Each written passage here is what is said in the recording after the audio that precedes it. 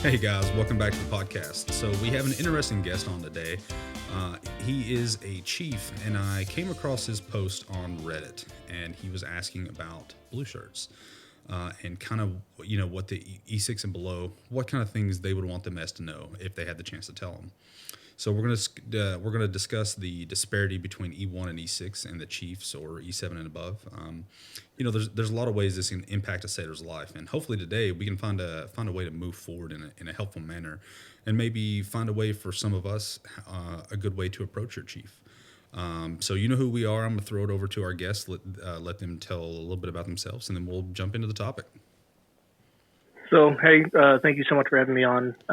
Like I said before, I'm a chief in the Navy. I've done 14 years of helicopters. I've been straight aviation Navy, so I'm very interested in what other communities and what other platforms are dealing with when trying to talk to their chiefs and trying to interact with their chiefs. So you said, all right, so you've been in 14 years now. That's where you're at? Yep. Yeah, so I've been in 13. So Okay. I get what you're saying. It's weird. There's been a large change in the amount of time that we've been on how we interact with some of the I guess senior enlisted and the lower enlisted guys. Yeah, 100%. Yeah. But so I think one of the points to start with would be, in your post you had said, what are some of the things that you would want to say to the mess? And my one of the things that gets me is the mess. In oftentimes, now granted, I don't know what community you said you're in the helo, so you're in the air community. Correct. So maybe it's a little different because we're MAs. So it just seems like, specifically in our community, more and more the mess, it seems like they don't care, or they don't want to listen to a junior guy. They want the idea to be their own. They don't want to hear ideas unless it comes from within the mess. So that might be very community driven, and it might be just outside of me driven. I think that as a chief, your charge and your need is to take advice from anybody. It doesn't matter what rank they are. Like, good ideas don't have a rank, right? So if I come up with an idea and I say, hey, I think we're going to do this, and I have an E3 or E4 tell me, hey, chief, I think that we should do this instead, and it's a better idea, I'm going to take that idea and credit that junior sailor with that idea. And I think there are a lot of things that I'm trying to do, because the mess is broken, right? I think that we can all pretty much agree with that. 100%. The senior guys that are in the mess have these old school ideals. Like, when I joined the Navy, you didn't see your chief ever. Yeah. And if you did, you were in big trouble. And I think we need to break that. Like, it's a different generation of sailor. It's a different generation of person that's joined the Navy these days. And they're smarter than I ever was. They're more tactically sound than I ever was. They're technically sound than I ever was. And I think it's ridiculous to think that I have the best ideas all the time. Yeah, I would definitely agree with that. I do think that how it used to be, like you said, the only time you ever saw Chief was if A, you were in trouble, or B, there was some stuff that Chief needed to put out, and then he was going to disappear. Now, we briefly discussed that on the show at one point, where we, I'd said that's not necessarily wrong. Like, I still think, as a chief, you should be approachable, but I also think that, a lot of stuff can be handled at the E6 and below level. Now, if I'm approaching you, I would expect you as a chief to follow through, like, hey, did you speak with your first class first? And the idea that I can come straight to chief without talking to anybody in my chain of command, well, that's a pitfall, and that can lead to a lot of, how do I say, I guess, repercussions towards the first class, where, me as Seaman Timmy, I might go and talk to chief, and then, he goes and talks to the first class, and they're like, I have no idea what you're talking about. Well, I guess to get a different perspective, Chief, how do y'all do that in your community? Like, can E3 and below just come straight to you? No, I mean, they have, if I'm walking around, they'll stop and grab me, but he's right. My first question is always, did you talk to A1? Did you talk to A2? Right? Do these people know what's going on? And that's not necessarily because I'm trying to dismiss them, but it's because as a chief, it is my job to train my A1s and my A2s to be in my level one day, right? So I need to make sure that they are handling these decisions at their level if they can, and if they can't, they'll bring it to me. Okay, so y'all are a mixture of a little bit older Navy, also a little bit newer as well. Correct. So, but it's all about like empowering my first class, right? Like, if I cut the legs out from underneath my first class and they can't make decisions, then what are they there for? Then there's no reason to have an LPO and a chief, right? Like, if I'm making all the decisions, then there's no reason for them to be there. Or if they're making all the decisions, then it's no reason for me to be here. So it's empowering my first class to think critically, to lead, and then if he wants to backfill me or if he has a question about it, or she, actually in my case, she's welcome to come ask me. Okay, that's so. It sounds like y'all have a pretty good setup as far. But as I think goes. I think that's very dependent on who your chief is, right? Like, some chiefs want to make all the decisions, and that's, in my opinion, not correct. I think that if you are taking that ability away from your LPOs, away from your shop supervisors, then why are they there? That their job is to lead your work center while you remove roadblocks. And I always think that my job as a chief is to remove roadblocks from their success. Yeah, I definitely agree with that. And I think one of the things that I've seen, and like I said, we've been in close to the same amount of time. I think the thing that I've seen is we've gone from this, the idea has always been that a chief is supposed to be a deck plate leader. That's cool. That's great, right? But we've shifted away from chief being so upper level to where now they are so involved all the time that there is no chance for a first class, for a second class, even a third class. I mean, when I first came in, there was a joke, oh, they're glorified seamen, but they still kind of led things. But now it's at that point where it's like, if you're a third, you literally are. You're just another seaman. If you're a second, you're barely able to lead because you often don't get any support from your first, because a lot of the times it seems like the first aren't getting any support from their chief, because the chief is just like, nope, this is how it is. This is how we're going to do it. So the first class is like, what's the point? Why am I even here? What am I doing? And I think that's an issue that we're having that I don't know how to correct, because more and more I find that what seems to me is the people that are advancing and making chief are the ones that are all about me. What can I do for me?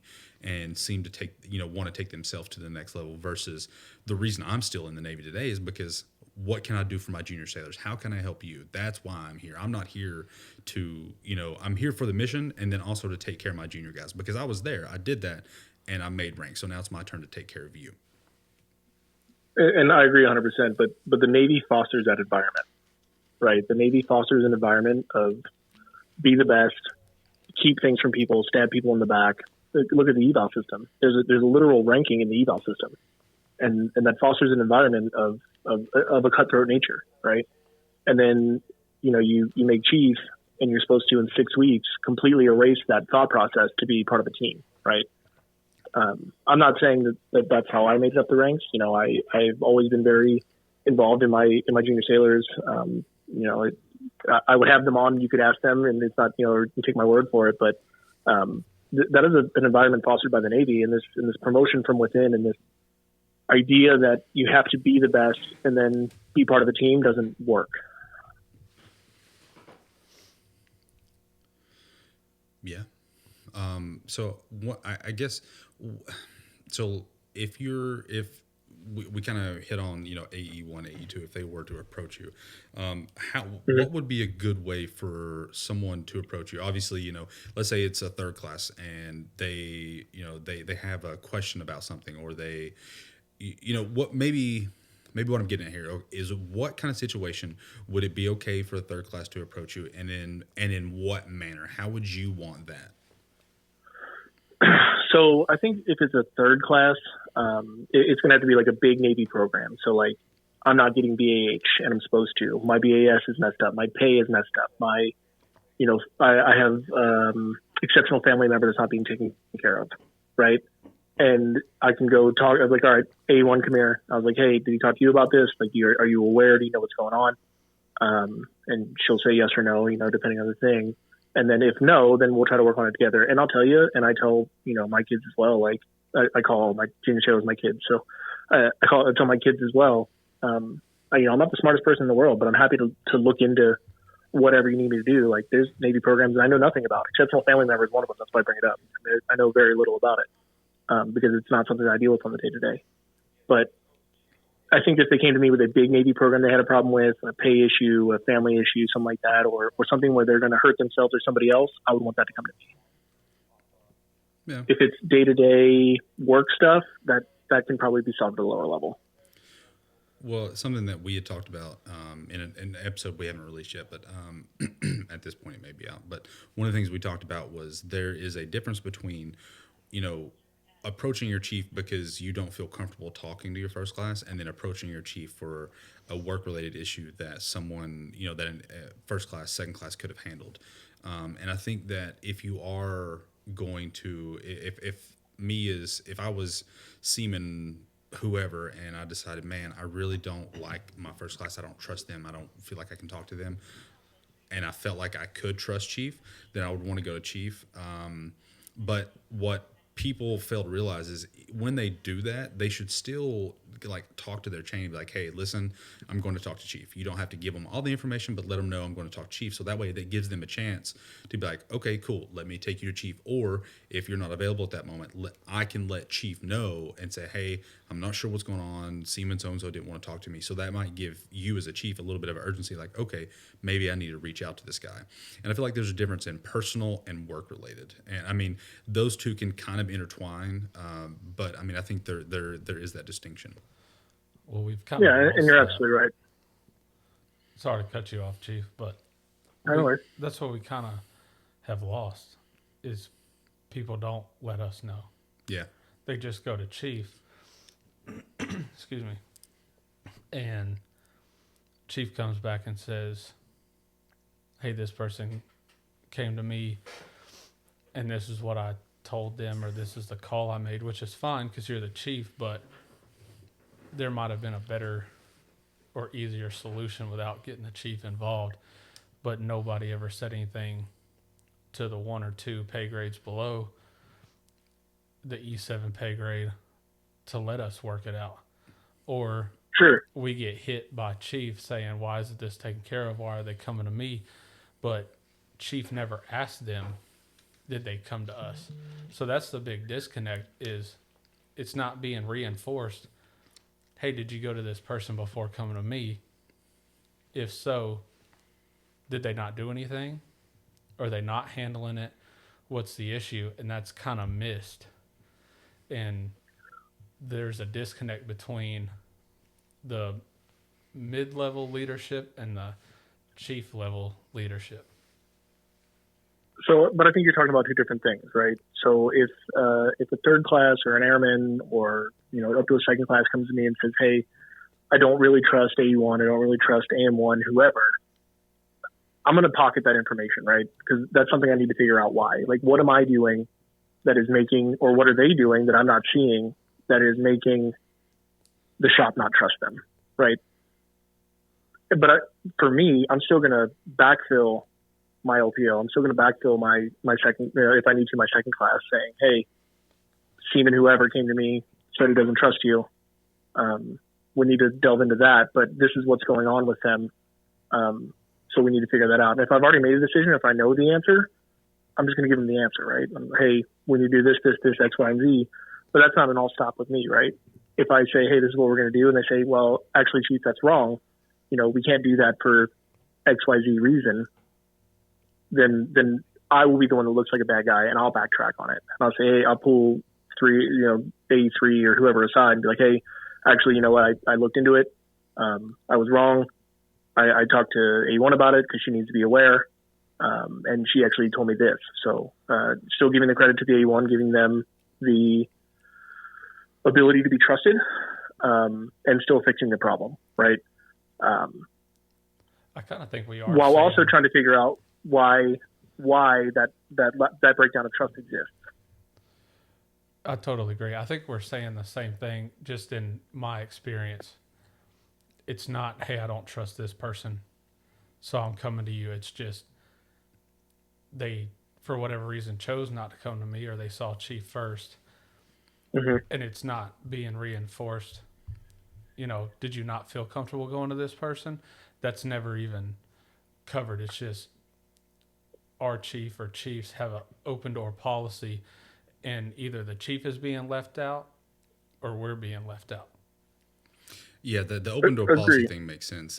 Like there, people always say yes, I have an open door policy, but not a lot of people are saying like I have an open door policy, but you need to go through the process before you come straight to me. Yeah, and I'm not disagreeing with the open door process at Oh all. yeah, But depending on the leader, in my experience, somebody gets left out. yeah, typically. I mean, as a senior leader, it is entirely on you to make sure that it went through the chain of command, or at least the chain of command is aware. Yeah, And even, you know, like I work for a senior chief, I work for a divo, right? So and I can't draw it for you because you can't see me, but I have these triangles and I keep them going up in my shop, right? So there's different triads, right? So you have your divisional triad, which is your LPO, your chief, and your divisional chief, right? So all three of those should be on the same page. And then you move on to the next one. And then you have your chief, your divisional chief, senior chief, whoever, and then you have the divo. And they should all be on the same page, right? And the LPO is left out of that one because they already know. We've already talked about it. And then you move into your divisional chief, your department head, and your divo, right? And they should all be on the same page. But everybody below that already knows. So it's a continuous thing that people should know. And I agree that sometimes, you know, things get lost. But if I make a decision on something, or if I'm empowered to make a decision on something, I will backfill those people that need to know. And I expect the same from my LPO. I expect the same from my divisional senior chief. I like that a lot. I like the idea of the triangles. That's really cool. I think I'm going to try and use that in the future. That was a really great idea. I want to take a step back though and hit on something that you said. You said that, you know, if Seaman Timmy came to you and they were like, "Hey, I don't trust so and so," you said that you would go to that first or whoever it was and be like, "Hey, this person came to me and said that they don't trust you." I want to say I'm not comfortable with that, because if I come to my senior leadership and I tell them like, "Hey, I don't trust, you know, MA1 or ET1 or, you know, whatever, whoever it is," I want to know that I have some type of reliance in that leader, that they're not going to go back and tell them, and then, you know, there's potential for that person to lash out at me for if there is a valid reason that I'm not trusting them. So I'm curious what I would understand if you would have said like, "Hey, I would go to them and say, you know, one of the guys came to me and said they didn't trust you," but to give them a specific person, maybe, you know, maybe you misspoke, or maybe that's what you would do. And I'm just curious on your justification for that. So my justification for that is that is a failure on me as a leader, right? So why does my shop not trust my LPO? Why does my shop not trust, you know, XYZ? And you know, I didn't misspoke. I didn't misspeak. I would say who the person was, but then it is on me to watch that interaction, right? And everything, for the most part, if it's going to be routed, if it's going to be whatever, counseling, shit, this, that, whatever, is going to come through me. So I can pay attention to, hey, why are we doing this to this person? Is it on this? So there's layers to it, right? But I want to know what I'm doing that I'm failing as a leader, that is failing my LPO, my second class, that the shop doesn't trust them. I do agree. And you can, that may or may not be a justification, but that's just how I've operated. No, I totally, I'm a fan of that, because if I'm not a good leader, but I think I am, how am I ever going to improve if my chief or whoever never tells me? It doesn't have to be a specific person, but if they never tell me, "Hey, the shop or these people don't trust you," how am I supposed to fix whatever the problem is? Well, I'm not arguing the point that that that Chief shouldn't have approached them and said they don't trust. My point was that if Seaman Timmy comes to Chief and Chief goes back to Seaman Timmy's first class and says, "Hey, Seaman Timmy came to me and said they don't trust you," I feel like that is almost a betrayal of trust for Seaman Timmy. Now, if Chief went back to that first class and said, "Hey, I had one of the guys in the shop say that they don't trust you," that to me is more of like is more acceptable, because then me as Seaman Timmy, I can be like, okay, I know I can talk to Chief or I can talk to whoever, and they're not going to relay who gave them this information, because that's always been one of my biggest fears in the Navy is reprisal.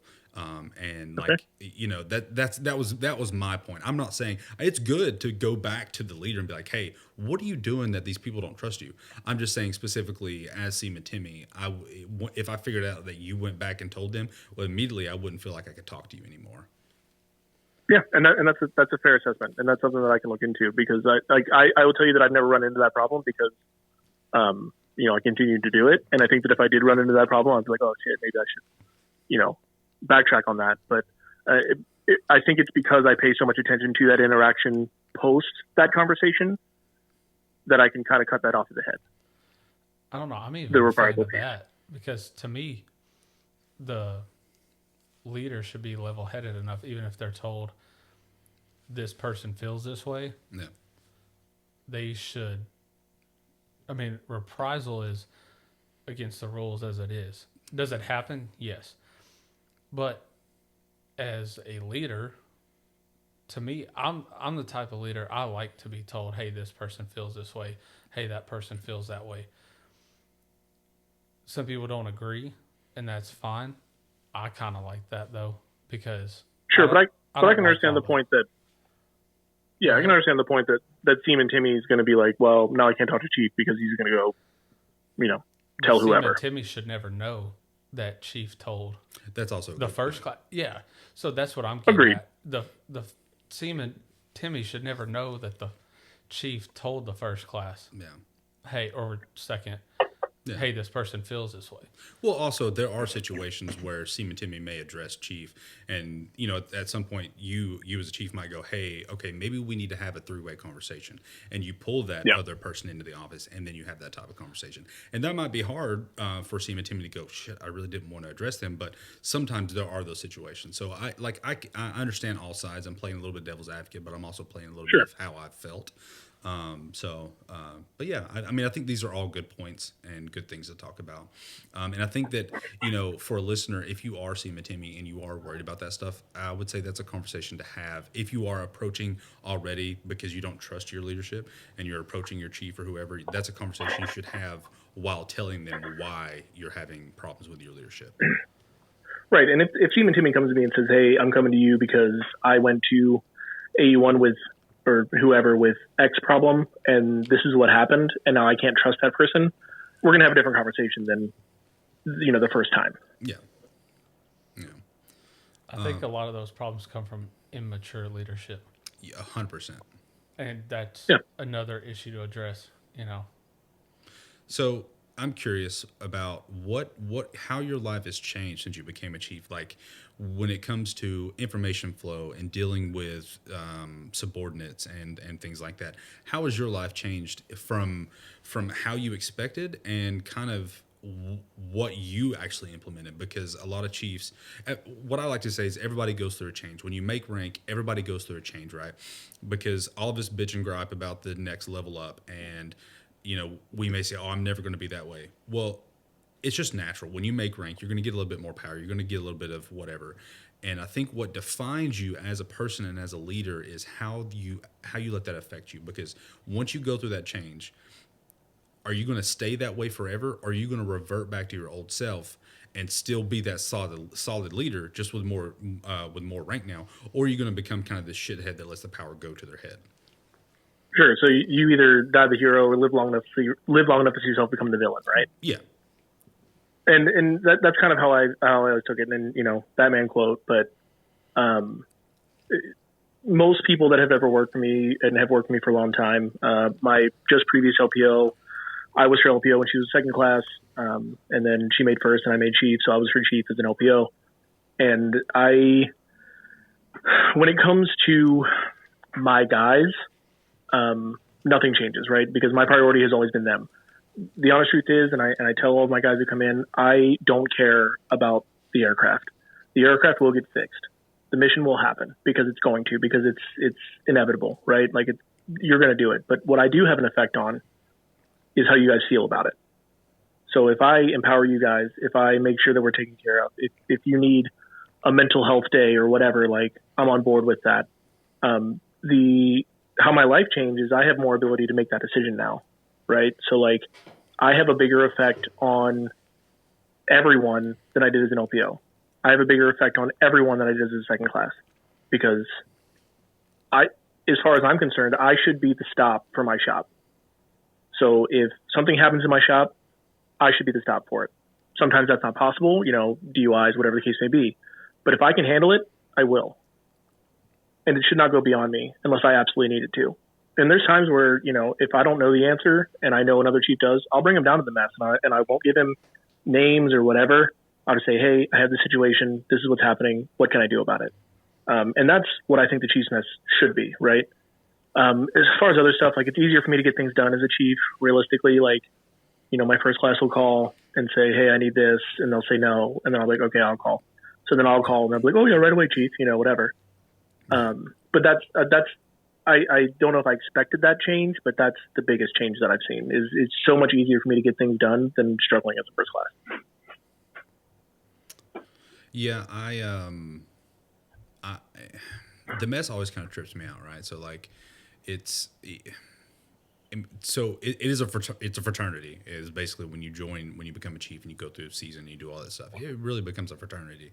And I've always kind of said, do away with the mess. It's kind of one thing I've always said. But if we get good leaders like what it sounds like you are into the mess, then that's the kind of mess that we need. And I have this conversation with a lot of my with first class friends, with some chiefs that I've had, and other people along the way. And we need more solid leaders like that, because there's not enough people who care about their sailors out there, and it's a pandemic. It's an issue. Yeah. So the issue is, ultimately the chief's mess is responsible for not getting the skipper fired, right? That is our ultimate goal. No. So and you get a little muddy in, can I do this without getting the skipper fired, or can this happen without ending up in the cover of Navy Times, right? And they tell us through season, and it's not giving away any secrets. So any of my chief brethren out there that listen to this, like, I'm not giving away anything, but it never says, if a chief gets in trouble, it never says chief whoever does this. It says Navy chief's mess fucked up, right? So you are a representative of the entire mess. And there's things that I love about the mess. Like, I love that I can walk into any command in the Navy, find a chief and be like, hey bro, I need this. And he's going to do, for the most part, anything he can or she can to make that happen for me. I love that. There are things about the mess that I do think could fix. I mean, there's no other branch in the military that has a senior enlisted mess, right? Given there are different responsibilities on the chief than there are on maybe like a gunnery sergeant or whatever, but I think that you're right. I think there are many things about the mess that are broken, and it comes from a place of tradition that may or may not be legit. But it ultimately gets a little muddy when it comes to, like, do I protect my sailor or do I protect the skipper? And that's where you get a lot of your muddy, I think. Yeah. So one of the issues that I have with the mess is that especially when it comes to ship life, you have this difference in how they live versus how we live. And I understand rank has its privileges and things like that, but when you look at the mess, like, if you got rid of the mess on the ship, like the physical mess, not like the chief's mess as a thing, but the physical mess. And these guys came out and they sat on the deck plates and ate with the sailors. I think that could really go a long way with how we interact. And I understand, like, there's some limitations there, and there's a fine line there when you can cross over into not necessarily fraternization territory, but getting into that direction. But I do think that could help a lot. Sitting down from your chief and feeling like, okay, yeah, this is another dude. He's working, she's working, they're doing their thing, just like I am, and it wouldn't feel as though, I don't know. Your community is a little different than ours, but it wouldn't feel as though they don't give a shit about us. So I'll tell you that I was pinned to chief on a ship. I did the last 3 weeks of my season on the ship, and then I was pinned on the ship. So I saw the immediate transition from eating in the mess or eating on the mess decks to eating in the mess. But I think that what you're going to run into is exactly what you're saying. Is it's so easy to hit somebody with frat.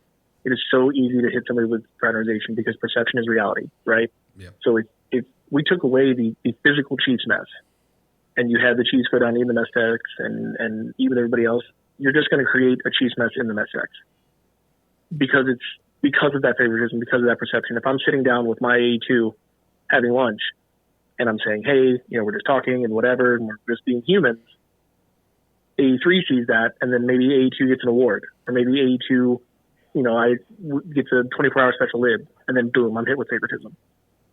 And like, I have a family, I have a job, I have to protect as well. You know what I mean?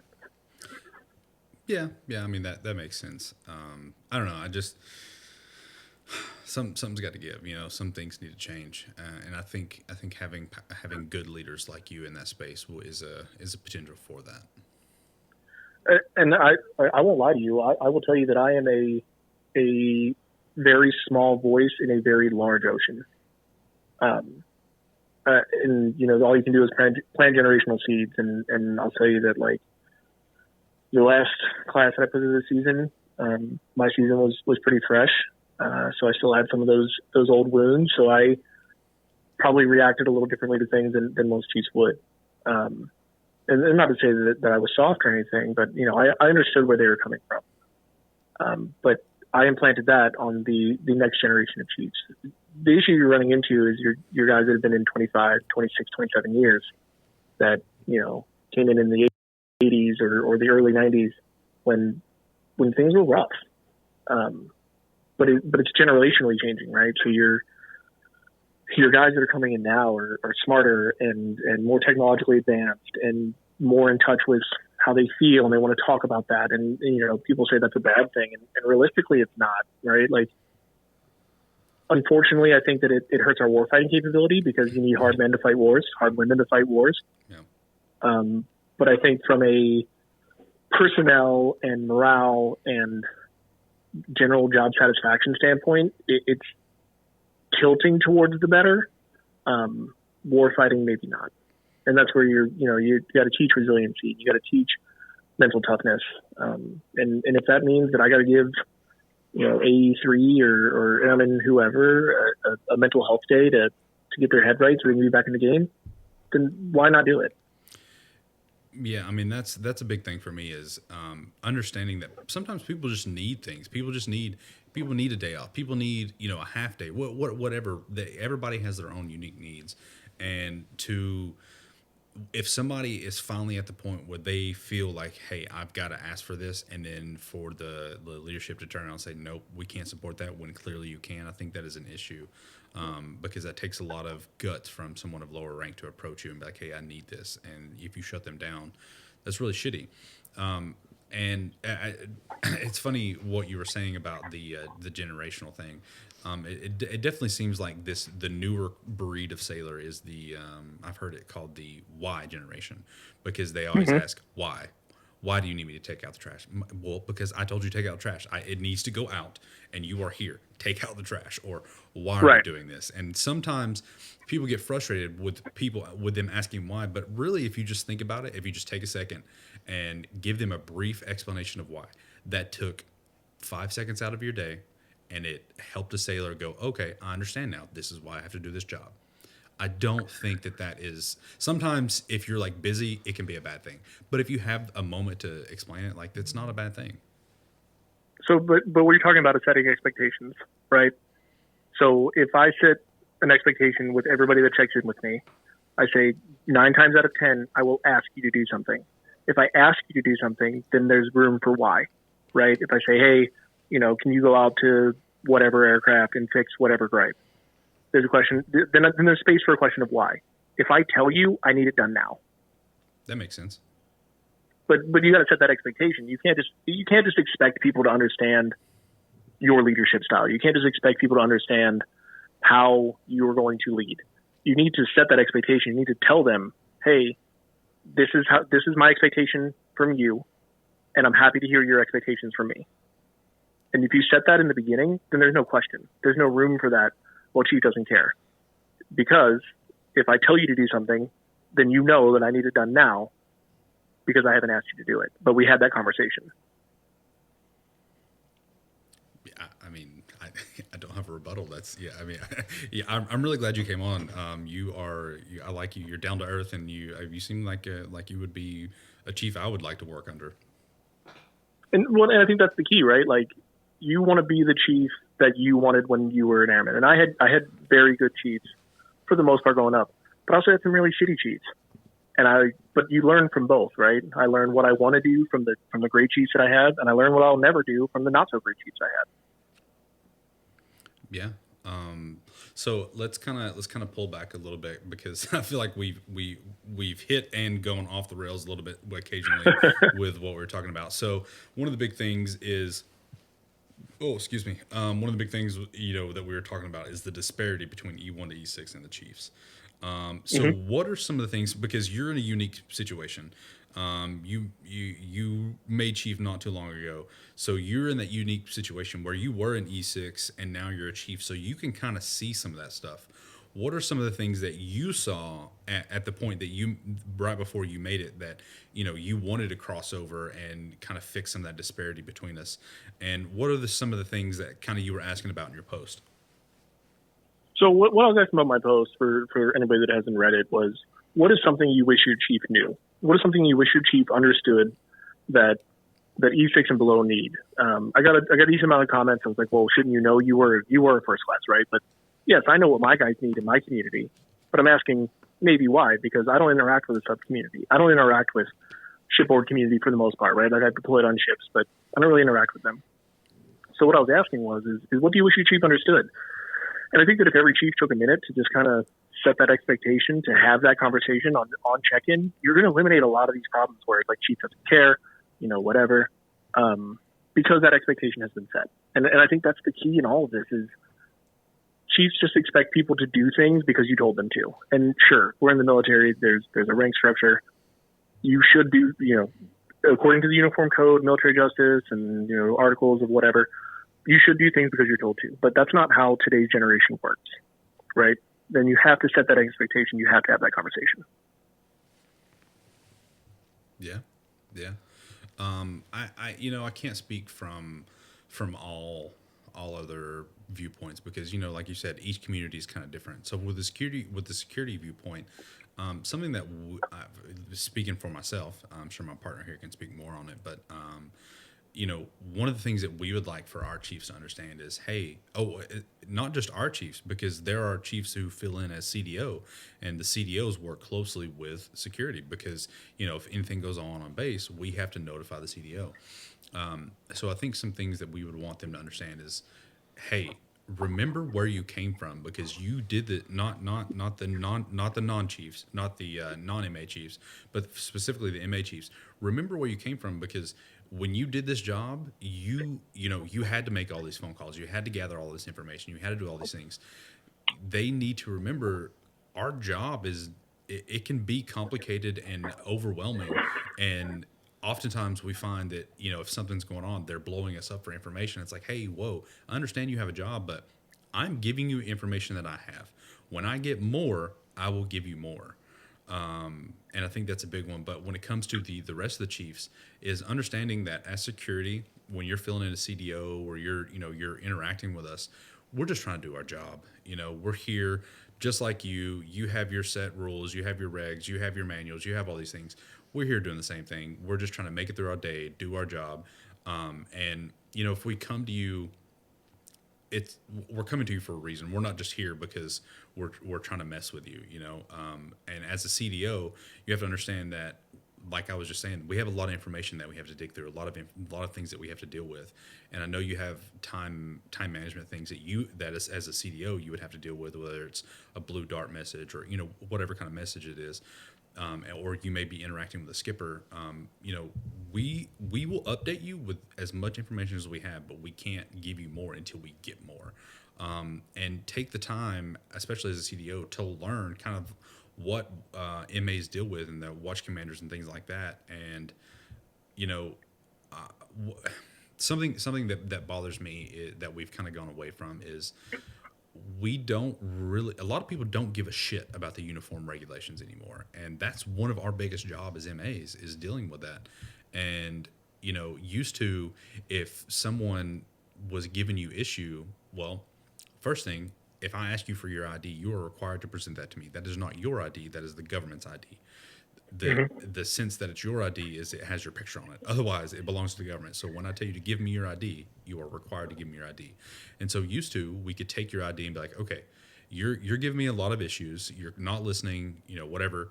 I'm going to take your ID, go get your chief. You come over to our building, and you and your chief and my chief can have a conversation.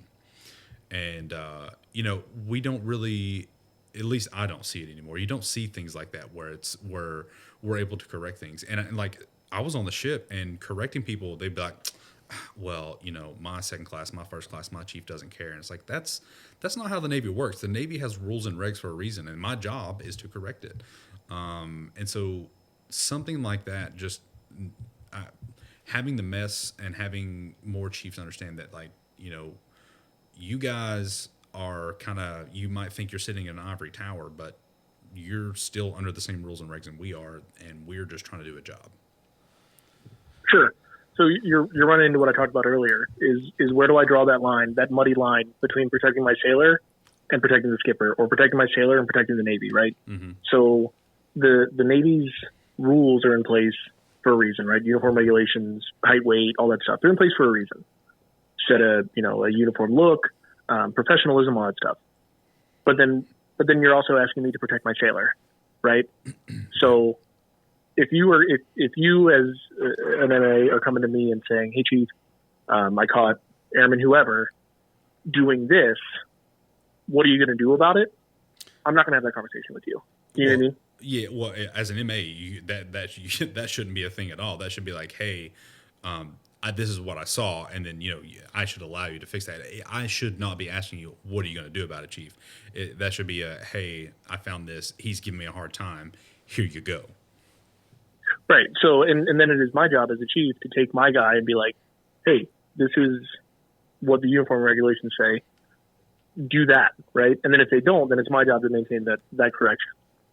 But then you, like I said, you get into that muddy area between protecting my sailor and making sure that they're okay and they're taken care of, and then protecting you as the MA that, I don't want them to think badly of you because you were a tattletale or whatever, and, protecting the Navy with its regulations. So that's where that muddy area gets in, and I think that's where chiefs catch a lot of flack, is you try to do the right thing by one thing and you're doing the wrong thing by two more.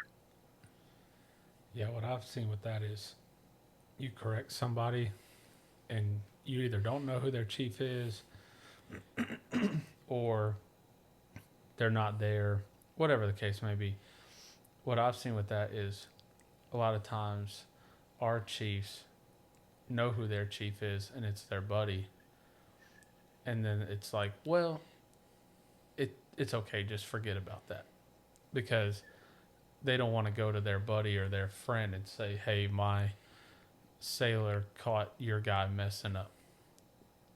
Because the other fellow chief is a friend of theirs.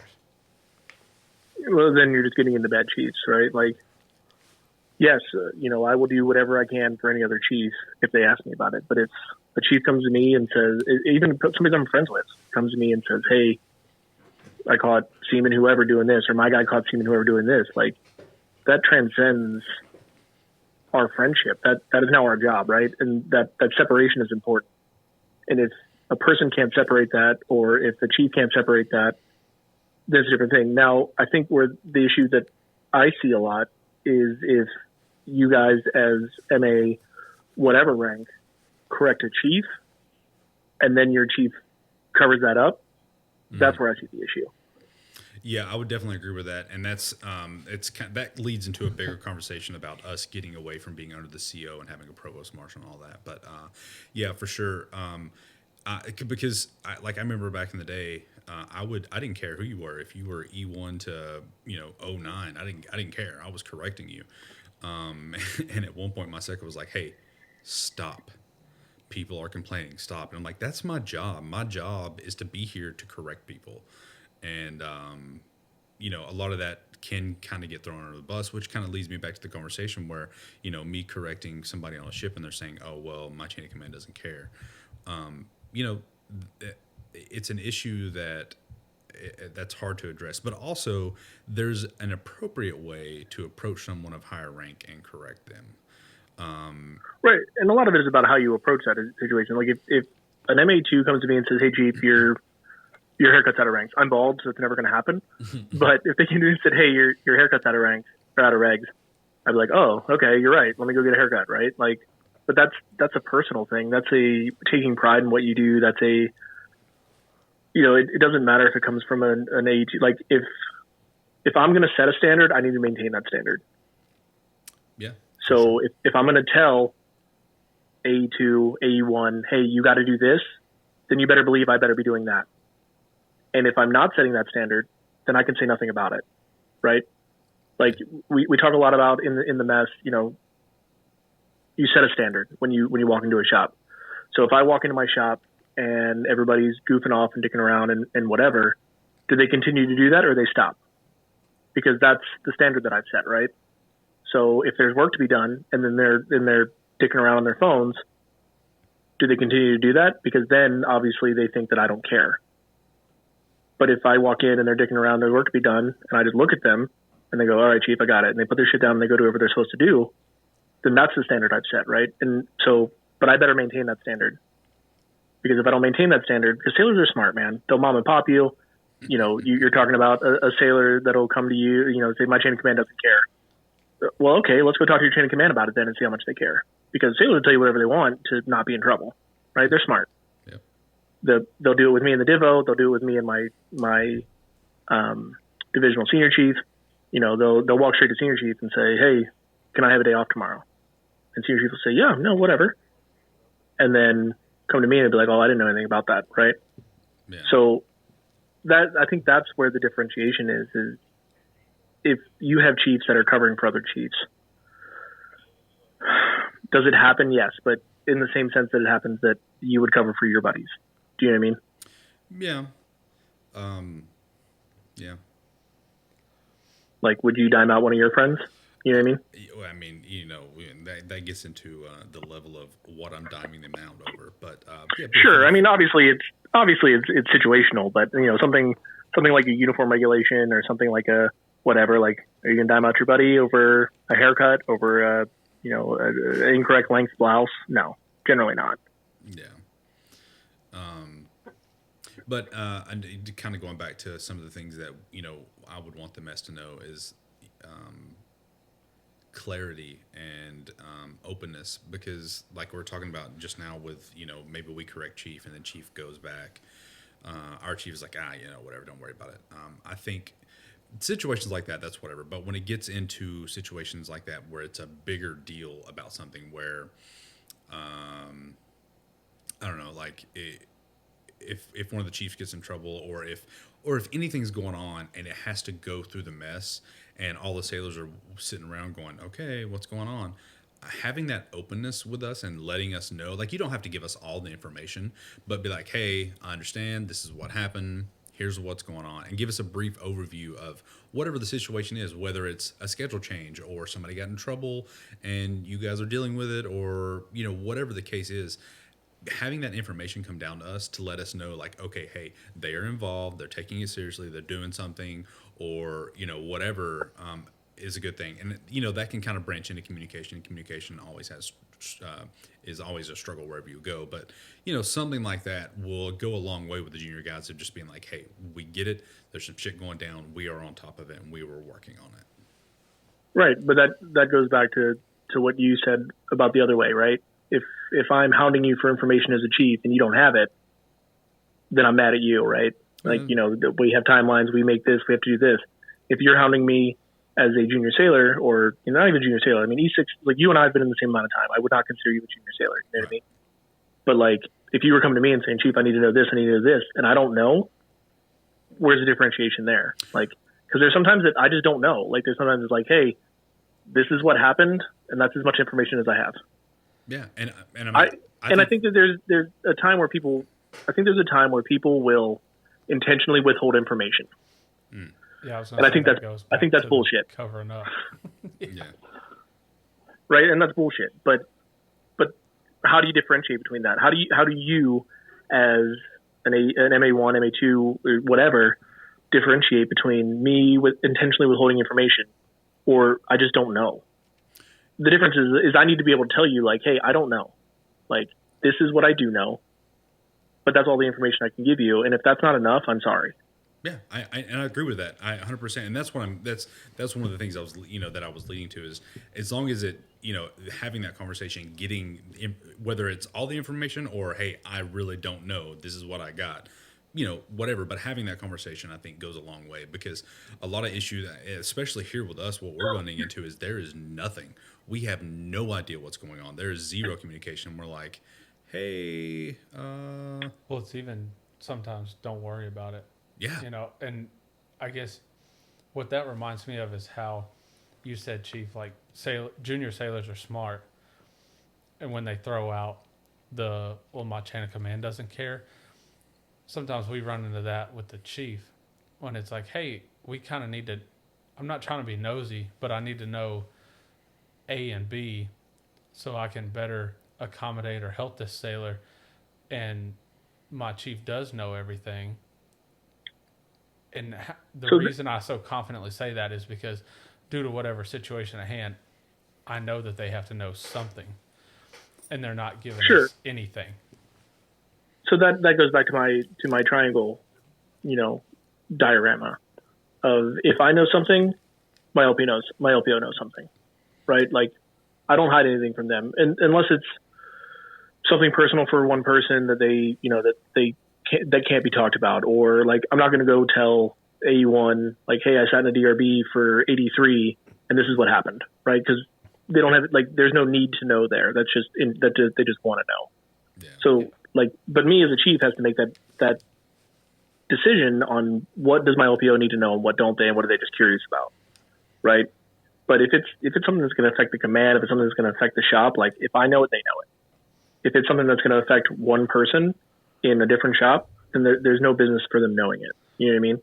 Yeah, no, I think we all agree on that. And I'm really enjoying this conversation, but that's what I think makes it a little bit harder to have this conversation is we're in agreement with you, but we're not.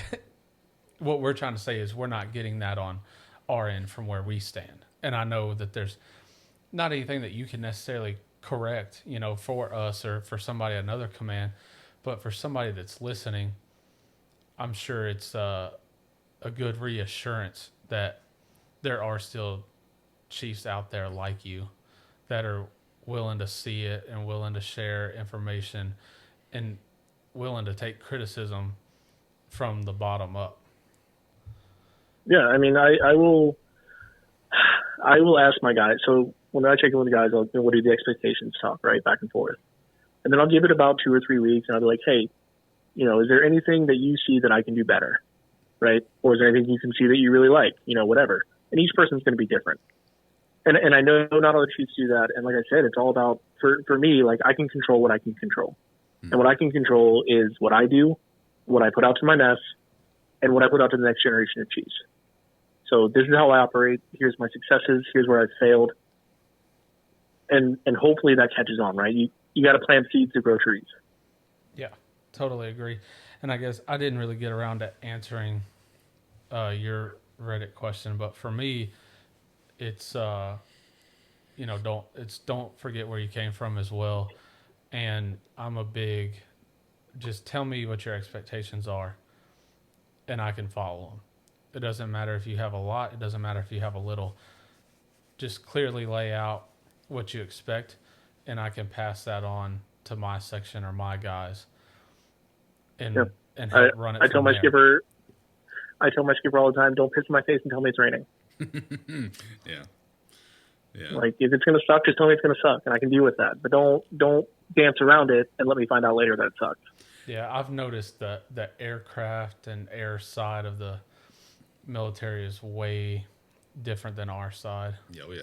And yeah, it's night and day difference. One of the things that I want to hit on, you're talking about with your skipper,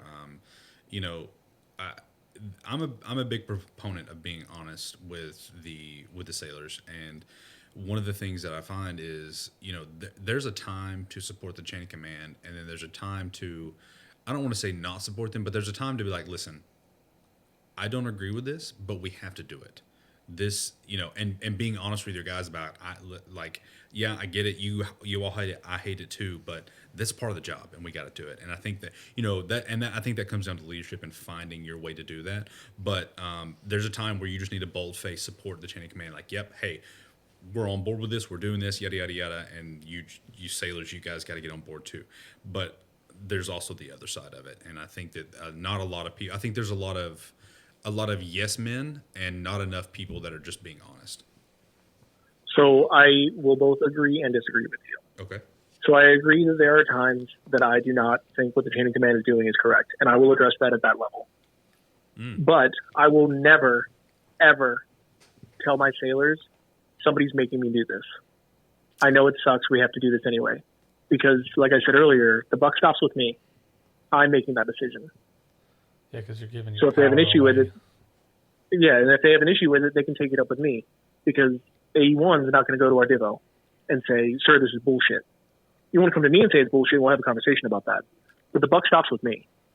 And I think that's important, and I think that a lot of chiefs do, and a lot of first classes do. Because I did, I saw when I was in first class as well, and I did it when I was in first class. Hey, chiefs make me do this. I don't want to, but chiefs making me. So now you've just cut your chief's legs out from under them to everybody in the shop. And now they have no credibility. And I don't want to take that away from my CNC. I don't want to take that away from my Divo. I don't want to take that away from my skipper. So the buck stops with me. So if it's something that I don't agree with, then I will have that conversation with that person. And if I'm told, well, I'm a master chief, I'm a commander, I'm a lieutenant commander, whatever, you're going to do it, copy that, sir, got it. And then I will go down and I'll make that decision, because I'm not going to cut their legs out from under them, because I'm not going to have my entire shop distrusting the chain of command. Yeah, I think that's what our chiefs miss is they don't agree with it.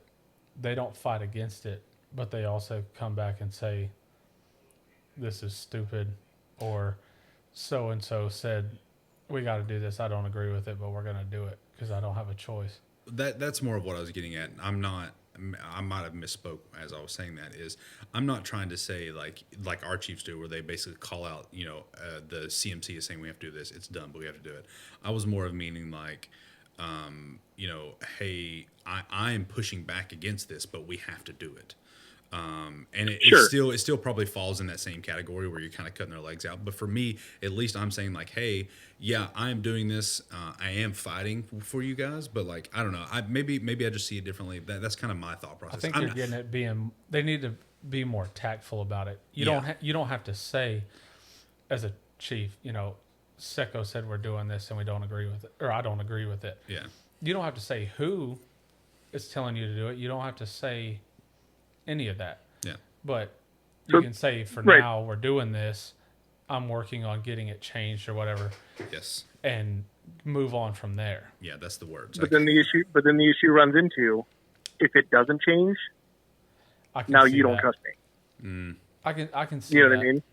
So if I say, oh, I'm fighting against this, and then nothing happens, and it's like, well, chief doesn't give a shit. He just lied to us. But so I just tell them, hey, this is coming from me. We're going to do this. And even if I don't agree with it, if I say we're going to do this, and then it changes, because it's much easier to turn something off than it is to turn it on, right? Mm-hmm. So if it comes from me, and I say we're going to do this, and maybe I don't agree with where it came from, but I'm for the most part not going to tell them that, because now if I do tell them, hey, I don't agree with this, I'm fighting against it, and then nothing happens, then it's my fault. So I'll take the fault in the front end of it, and then there's no question. I could see that. I've seen it both ways, and like and it could just be a point of view perspective. But like for me, the way I've done it, and the way kind of what you're talking about, I've had great feedback from it. And when it came down to it, like, hey, it is what it is. We got to do it. And not being, like you said, not trying to cut their legs out, but just emphasizing like, hey, I get it. It sucks. We're doing it. I've had great results with that, and getting people on board. And I find that if I just treat the junior guys as adults, because we are all adults, treat people like people. It's a weird concept. Yeah, imagine that. Most of the time, they get on board with it, like, hey, I get it. Yeah, okay, cool. Yeah, and they will work with you to the best of their ability. I think that if they see you, so I again, speaking from personal experience, I'm not very good at hiding how I feel about things. I am very much, I wear how I feel on my face. It gets me in trouble a lot. Me too. But my guys know me well enough to know that if I don't agree with something, they'll see it. Yeah. And but they know, like you just said, we got to do it. But the point is, but I think the key in that is I have to do it with them. Yeah. So if that's a big missed if it's, hey, we're saying, we got to stay till 1900 a day because whatever aircraft went down and we got to fix it, I better not be walking out the door at 14:30. Oh yeah, that is a very important point. I better be sitting there with them at 19:30, and whether I can help or not, or if it literally just being there. Like, I think that's the key. Like, they'll see that I don't agree with it, but the point is I'm doing it with them. But I'm never going to tell. Never is a hard word, but for the most part, I'm not going to tell 96 and below that I'm having a conversation with the CMC, with the Divo, with whoever about something I don't agree with them, because I'm not going to take that power away from them. Yeah, and that might be a unique distinction too between some of the blue collar guys and the chiefs, because once you get to that chief level, you are having that higher command kind of conversation. Whereas with us, we're kind of just combating against chief. So that might be actually a really good distinction there, and a reason why I might feel better about doing it this way now versus when I eventually make chief. But we're talking back to that initial conversation that you had when you guys check in. I talk about scope a lot, and when people ask me questions, well, why don't we talk about this? And I'll tell Airman Timmy, or I'll tell AE3, or I'll tell whoever, you're looking at a giant map to a straw. Yeah. And then when you go over rank, your straw gets a little bigger, and it gets a little bigger, and it gets a little bigger. So I'm seeing things outside of what you're seeing. You're seeing a very small part of it, and I'm seeing more of it. And there's nothing wrong with that. That's just how the Navy works. So if I'm, if you teach that perspective, and maybe they'll understand, like, okay, I'm not seeing the full picture. All I'm seeing is Chief's an asshole and make me do this. Yeah, and that's a really great point. And that's kind of one of the things that, that sometimes it might be great for the mess to remember is that, obviously not every day, every situation, every single time should you explain that. But I think every now and again going like, hey, I know, guys, we've been dealing with a lot of this stuff. Here's why we've been dealing with a lot of this stuff, and kind of why, and showing the big picture. And I think that sometimes get lost too, that yes, we can explain that, there is a bigger picture, but we don't always get shown that bigger picture. Sometimes we can't, and I get that. But sometimes, just being like, hey, this is why is, sometimes a great thing. Yeah, and I agree. And something that I've tried to implement at commands that I've been at is we'll have, once a month or even once a quarter, we'll have the operations department come down and say, this is what we're doing. So this is why we're flying these hours. This is why we have to do this. This is why we have to do that. And it opens that perspective up a little bit. And it honestly takes a little bit of the pressure off me to be the bad guy all the time. Yeah. This has been a great conversation. Is there anything that you feel like maybe we haven't hit that you want to talk about? No, I think that we've hit a lot of key points. I would be lying if I said even I thought all chiefs were good chiefs. But I think that what people need to understand, and what I try to understand, that being a human is hard, and we all need to give each other a little more grace. Yeah, I definitely agree with that. We all make mistakes. We all have our own issues. We all have our own battles that we're fighting that other people don't know about. And I think having a little bit of grace and giving people the benefit of the doubt sometimes goes a really long way. And honestly, another thing to go with that is sometimes just giving somebody the opportunity to do something, no matter how big, no matter how small, it will let them feel like they are being important and useful. And that can be a big step towards pushing maybe even somebody to the next level of becoming a better leader. Well, and I think an important point of that I didn't hit on that I will now is you got to let people fail. Mm. Mm-hmm. You got to let people fail, but then you have to support them afterwards. Obviously, there's caveats to that. If it's a safety thing, if it's a, they're going to get in trouble or whatever. But if my LPO comes to me and says, "Hey, Chief, I'm going to do this," and I know that it's probably not the best idea. Okay, you got it. It's your shop. Do what you do. And but then when it doesn't work, I got to let them fail. But then I have to support them through their failure. Well, so a little bit of a rebuttal with that. Yes, I agree with you. Okay. But I also think that maybe when he comes to you and he says that, maybe be like, hey, yeah, go ahead, do what you do, but I don't think this is the best idea because XYZ. But, go ahead. And maybe not. Yeah, In I mean, those obviously words, there's a conversation that's going to be had, but I mean, very easy thing for me is replacing aircraft parts. If my A2 comes to me and says, "Hey, Chief, we're having this problem. I'm going to replace this part," I might say, "Okay, that's not what I would do, but if you think that's right, you're doing the troubleshooting. That's fine." But if that part doesn't fix it, then I have to stand behind them in that decision. Yeah. Because I had a chance to change it, and I didn't, because people need to fail. You learn more in failure than you do in success, right? Oh yeah. Well, I think what you just said is also really great too. Is whether you're a second, first, or a chief or above, when you let your sailors make a decision, you have to back them up. And I feel like that doesn't happen as much.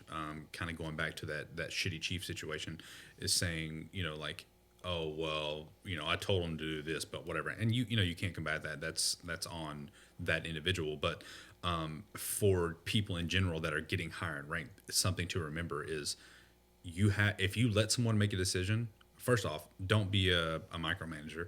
But second off, let them, when they make that decision and they talk to you about it, back them up. You have to back them up. You have to have your guys back. Mm-hmm. If you don't have your guys back, they will never trust you. They will never follow you. Another thing, and I think this initial conversation is so important. That's why I keep coming back to it.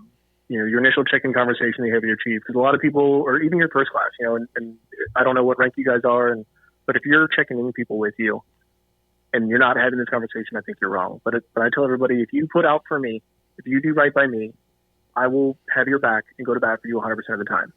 If you fuck me, then I don't care. Every time I have basically the exact same conversation. Yeah. Like, as long as you do what I ask you to do and you take care of me, I will take care of you. But if you're not taking care of me, I can't take care of you. Right. And it's not even, you do what I ask you to do all the time, but that goes into all the things we just talked about, letting them fail, letting them make decisions. But if you are making intentional decisions that are fucking me, then I don't care about you. Yeah. But if you are coming and talking to me and we're continuing this narrative, and I think it's so important to we talked about, how can a first class or how can a third class approach you as a chief? But if you open that narrative early and you say, hey, this is my expectations. What are your expectations of me? Because a third class has expectations of their chief, and I can, manage those as need be. But if you're not having that conversation, you're not opening that narrative, then you're just letting people run wild. And then they're not going to trust to come to you. And they're not going to trust to have that conversation with you. And they're not going to trust you to have their back when things go bad. Yeah, but if they know this is my expectation, this is my level, if you cross it, then this is where we are, then there's no questions at the end. Yeah, I think that's one of the things that we've lost along the way since I've come in is, and a lot of time I try to remind people and introduce people to it, is the idea that, we may be sitting here as MA1 and chief, and we may be bullshitting about, the job or whatever, just general work life, right? And I may do something dumb. Well, in that moment, you may have to be a chief and correct me and do whatever, whether you got to yell at me or just have a conversation or whatever it is, you're correcting me. After that moment, that's it. We can go back to kind of bullshitting. But as long as I take your words and correct myself, and in that moment, if I go, oh, okay, this is chief time. This is not like, oh, hey, ha, ha, ha, after that moment, it's past. It's done. It's over. I corrected you. Let's move on. We can bullshit. And a lot of people can't do that anymore. A lot of people hold on to that, and they get mad or they hold a grudge. And it's like, no, man, I was just correcting you. Now it's done. It's over. And that's from both sides. Yeah. Like, I've seen as when I was a junior sailor, when I was a chief, I've seen both sides hold on to that. Well, this is just a shitty sailor, right? But you're right. I mean, you absolutely need to just, hey, this is chief time. And I'm not trying to toot my own horn by any means, but I shot my LPO text about a week ago, and I said, hey, same thing I told you guys earlier. Is there anything that you've seen? We worked together she's my new LPO. We worked together about 2 weeks. Is there anything that I can do for you? Is there anything that I can do better? Like, what do you see? Right? Because, I know I'm not perfect. And she said, no. She said, and I was like, I want you to be 100% honest with me. Like, no no repercussion, no nothing. Like, I just want to know. And she said, no. She said, what I appreciate is that you can keep things light, but still command the authority to make things happen when you need to. But I think so much of that comes from that initial conversation that I have with every single person that crosses my path. And that's why I keep hitting on it, because I think that's so important to set those expectations and set those standards early. Yeah. I mean, yeah, this has been a great conversation. I'm so happy you came on. And any other time that you want to come on and talk, I would love to have you back. But before we kind of move into the end of it, do you have to my co-host here? Do you have anything that you want to add on? Yeah, there's one comment I wanted to ask Chief about, in case there's anyone listening that kind of has the same attitude as this comment. If you're willing to, I just kind of want to get your opinion on it.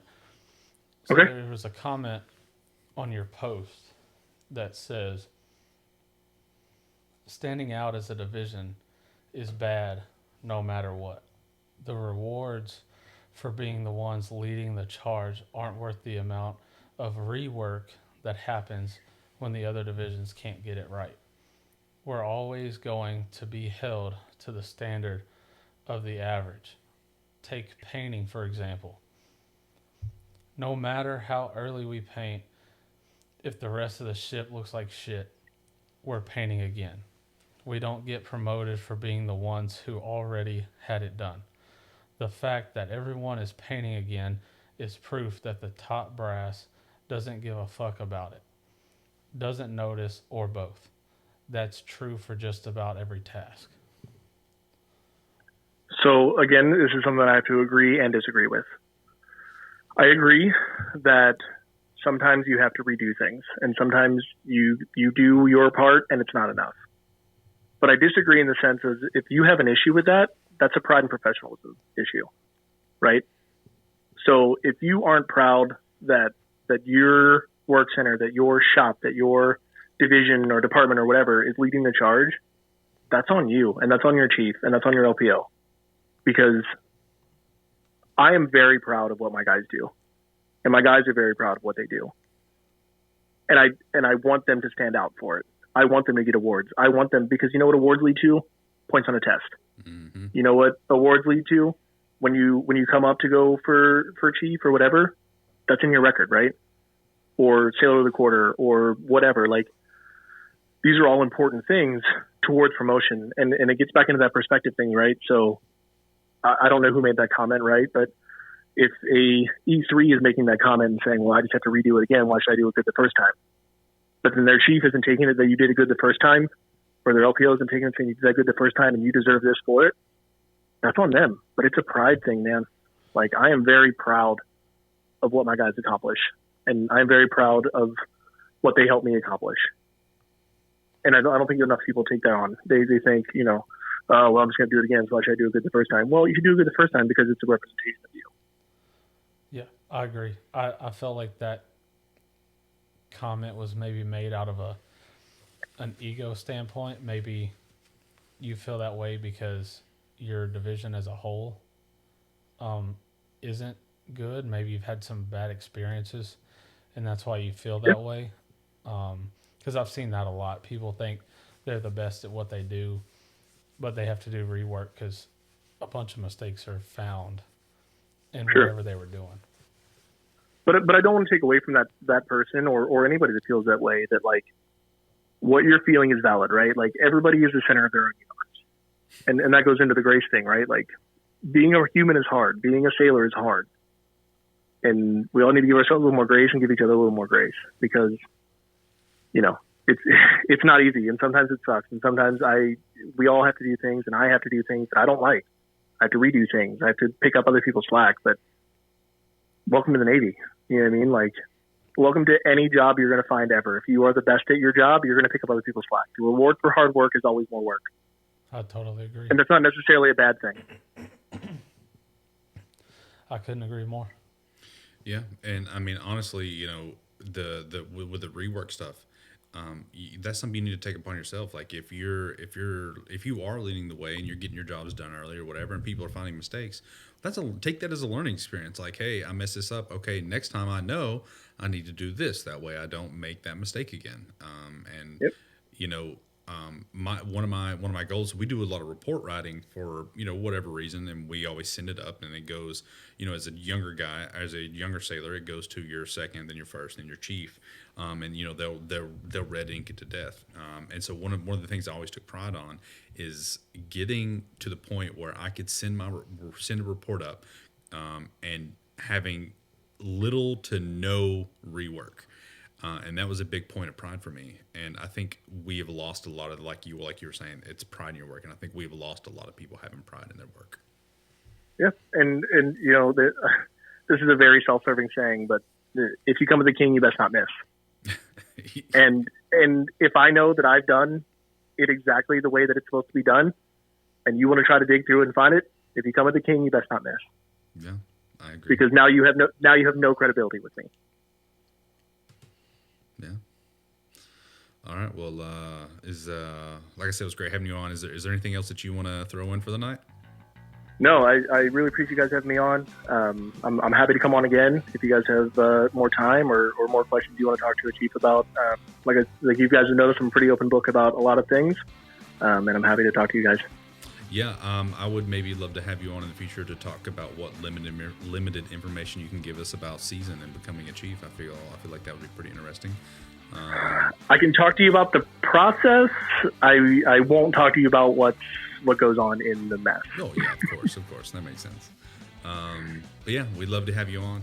So, all right, guys, this has been a conversation with Chief, and we really enjoyed it. And the whole thing today was the disparity between the junior guys and the senior guys. So if you have a comment on that, if you have information that you want to put out, reach out to us. We're on Facebook, we're on Twitter. You can email us.